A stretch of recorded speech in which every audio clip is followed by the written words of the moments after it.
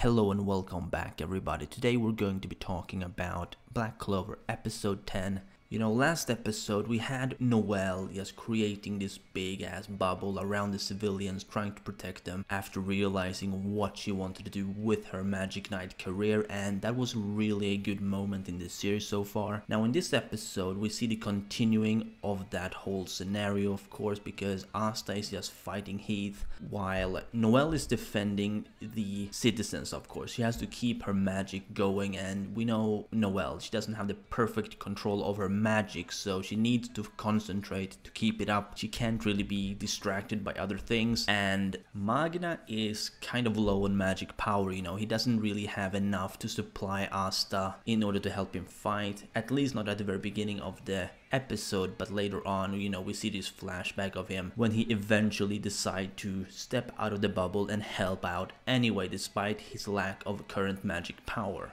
Now the fight between Asta and Heath is quite interesting because, typically in a series, especially early on in a series, you'll see the villainous enemy getting absolutely wiped out by the main character, at least depending on which shonen, of course. But let's say Fairy Tail, for example. A lot of people are comparing Black Clover to Fairy Tail, and if you compare those two in this particular scenario, you kind of have the entire opposite going on. Asta is actually getting his ass kicked instead of the villain getting his ass kicked. And this results in, a very tense moment, because you think watching this that, okay, how are they going to get out of this? I mean, they are going to figure something out eventually. It's a shonen series after all, it's going to happen, but you don't really know exactly how they're gonna do it. Magna's backstory is something that really played a huge role in this episode, because if not for him thinking back when he finally became a Magic Knight, and when he got that satchel or whatever it's called from the mayor of this village, who's now dead, of course, that moment really brought Magna forward. He wanted to help Asta out despite his lack of magic power. He was thinking, if Asta is out there alone, I'm a Magic Knight too, I need to help out. And we kind of see that in the way that he has charges up his power. You can see his entire character just burning up with energy, and he marches out of that protective barrier in order to protect his minor, because Asta is not exactly a senior member of the Black Bolts. Magna has been in the squad of the Black Bolts for much longer than Asta, and he needs to kind of show that he's the senior in this whole situation, and by doing so, he has to step forward, help out in the way he can. And kind of going back to when they had their initiation, when Magna challenged Asta so he could get his robe, although it wasn't really an initiation, of course. It was more of an unofficial initiation, just for shits and giggles, I guess. But in this episode we kind of see that being used in a very practical way, because during that moment when they originally have the initiation, they learned how Asta could deflect his magic. So obviously Magna just charges up his power, like he did back then, goes straight for seemingly Heath, but the actual target is actually Asta. So Heath thinks that he's just aiming for him, and he blocks out the more important projectiles of Magna.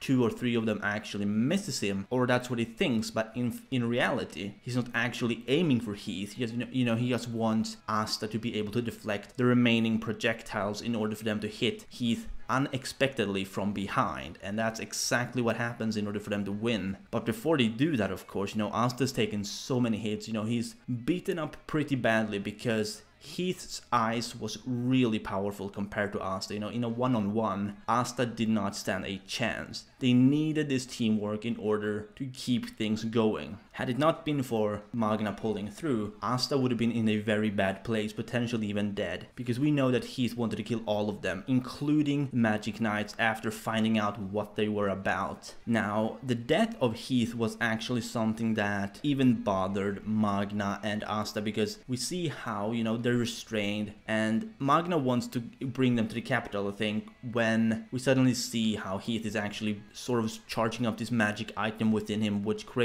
turns all 3 of the enemies that are currently there into solid ice, and then it shatters and they're dead. This is something that Asta was really bothered by. Because we see how Asta says something along the lines of, you know, what is human life to you? I'm never going to acknowledge these people. So you see, they even disrespect their own lives in Asta's eyes, which kind of tells us, you know, what Asta's views on life is. He doesn't really want people to die for something simple like that. Even if you're a bad guy, you shouldn't be killing yourself just because you took an L, you know. You should keep living, be it in prison or not. You should really value the life that you have, but they really didn't, you know. They just killed themselves because they probably have a leader that's so dangerous that living would just mean they're gonna die eventually anyway, or at least that's what they think. Now, we did see this sort of short clip at the very end when the survivor actually delivered the information to the boss or whatever. You know, he's wearing a cloak, so we don't really get to see his face, or we don't get his name or anything like that. And this guy seems to survive, so I guess they really wouldn't have been killed probably, but they didn't really know that, you know. They probably considered, you know, taking a loss by these magic knights was a shameful display or something along those lines. You know, they must have lived by a very different code from the magic knights that we know. Now, let's talk about the fucking bird, okay? Because that bird was kind of interesting. You know, the birds from the magic knights exam, when they, you know, the birds that are attracted to people with less magic power. One of these birds are apparently still lingering and is following Asta around. You know, he's just sitting on Asta's head. And this bird actually follows the story for a long time. It's not really that relevant, you know, as a character or anything, but it is a very recurring character in itself, you know. It's just kind of there. And this bird kind of creates a element of jealousy for Noelle, which is what I want to talk about next. So this element of jealousy of Noelle, you know, she's just saying that, oh, that's really fucking cute. I wanted to sit on my head too.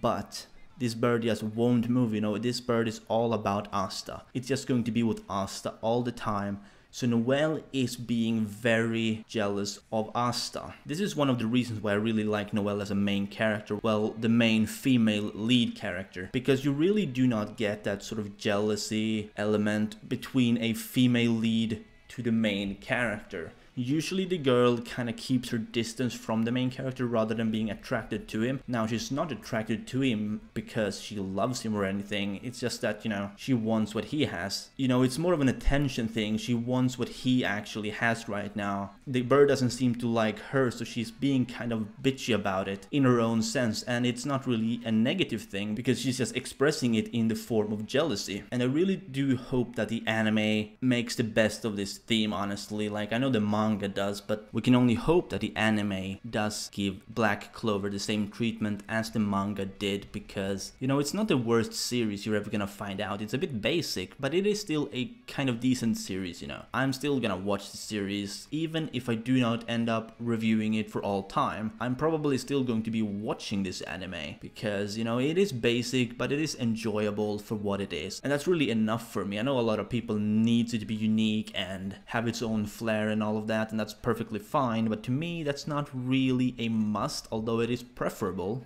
Anyway, I think I'll be ending this video here, so let me know what you think down below in the comments. Did you like this episode or didn't you? And as always, if you did, be sure to Detroit smash that like button if you enjoyed, and subscribe if you're new to my channel. This has been your favorite host, Perm, and I will see you next time.